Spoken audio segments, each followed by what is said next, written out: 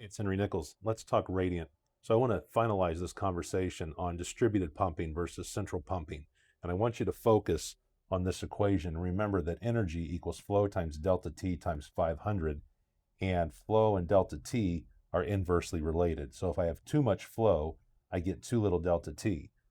Well, maximizing the efficiency of your system means maximizing the delta T across your coil. And on commercial systems, the way that's typically done is you've got your chilled water or your hot water system, and this is a variable speed circulator. And then I've got my coils or my convectors, and I've got a control valve and a balancing valve. Well, probably 20 years ago, flow control industries started rolling out their delta P or their PIC valve, which stands for pressure independent control valve. And what that did was as these coils open and close, it changes the pressure signature across the system, and these would choke down in order to maintain the correct delta T. If you have a pressure dependent control, it would stop your coil at the maximum flow, but as things in the system changed, it wouldn't worry about delta T. It just kept you from overflowing on a design day. And the only time that you are guaranteed delta T with a pressure dependent control valve is on design day. If we want 12 degrees of delta, we have to control the flow.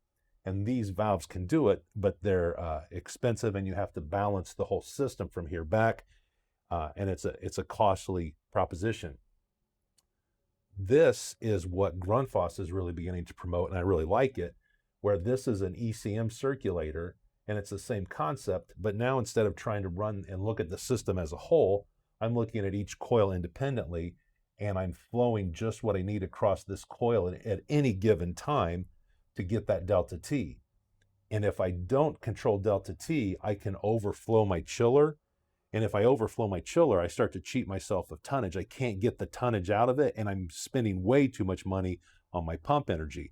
And remember, the more we reduce our pump energy, the more we save in brake horsepower.